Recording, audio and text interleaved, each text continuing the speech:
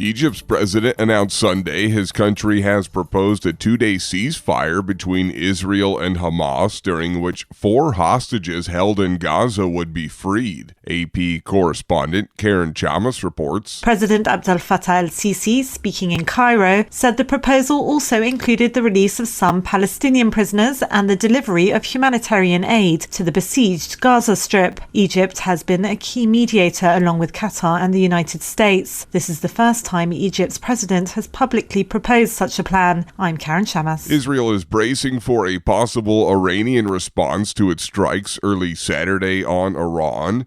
Israel said the strikes were precise and targeted and focused on military targets in several areas in Iran. Iranian media reported 4 soldiers were killed. Linda Gradstein reports from Jerusalem. Israeli officials say the bombing attack against Iran, which reportedly used more than 100 aircraft and hit 20 military targets in Iran, was successful. They say the operation was a rejoinder to Iran's ballistic missile attack against Israel 3 weeks ago. Daniel Hagari is the Israeli army spokesman.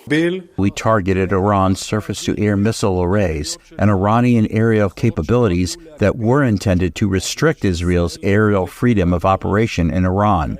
Israel is braced for a response from Iran, but some analysts say Iran is likely not to respond. Shlomo Shapiro is an intelligence expert at Bar-Ilan University. That may drive Israel to an even harsher response, and that could escalate into a regional conflagration. Israel says it hopes that the series of strikes will end the tit-for-tat exchange with Iran. Linda Gradstein, VOA News, Jerusalem. This is VOA News.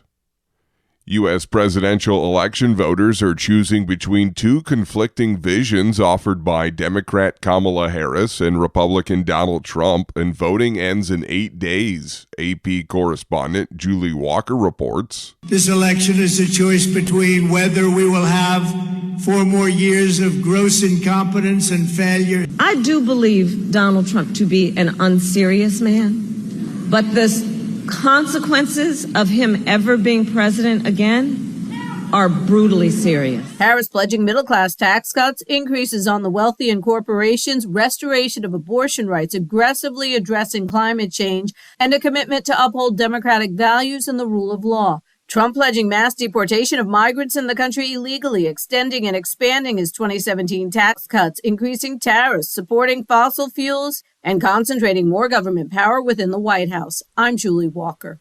Public broadcaster NHK reported Sunday Japan's ruling coalition is set to lose its parliamentary majority. Reuters correspondent Diane Toe reports. The projection raises uncertainty over the next government's makeup in the world's 4th largest economy. It comes as voters punish Prime Minister Shigeru Ishiba's Liberal Democratic Party, or LDP, over a funding scandal and inflation. The LDP and its junior coalition partner Komeito won 192 seats, NHK reported. That's far short of the 233 seats needed for a majority. The main opposition, Constitutional Democratic Party of Japan, gained 135 seats, a jump from its previously held 98. Prime Minister Ishiba called the snap election right after being picked to head the party last month in hope to win a public mandate for his premiership. His predecessor, Fumio Kishida, quit over a scandal involving unrecorded donations to lawmakers, as anger also grew over a cost of living crunch. The election outcome is likely to force parties into fractious power-sharing deals to rule. Reuters correspondent Diane Toe. Georgia's president said Sunday she doesn't recognize the results of this weekend's parliamentary vote, which election officials say was won by the ruling party. President Salome Zorabishvili said the country fell victim to a Russian special operation aimed at moving it off a path toward Europe. She urged Georgians to rally Monday night on Tbilisi's main street to protest. European electoral observers said Sunday the election took place in a divisive environment marked by intimidation and instances of physical violence.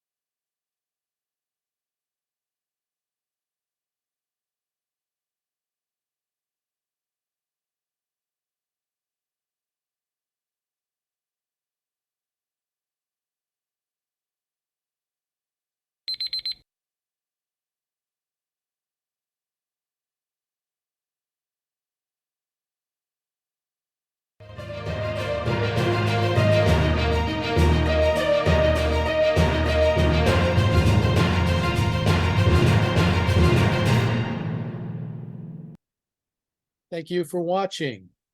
Can you do me a favor? Please leave a comment in the comments section below. That would really help. Thank you, and see you again soon.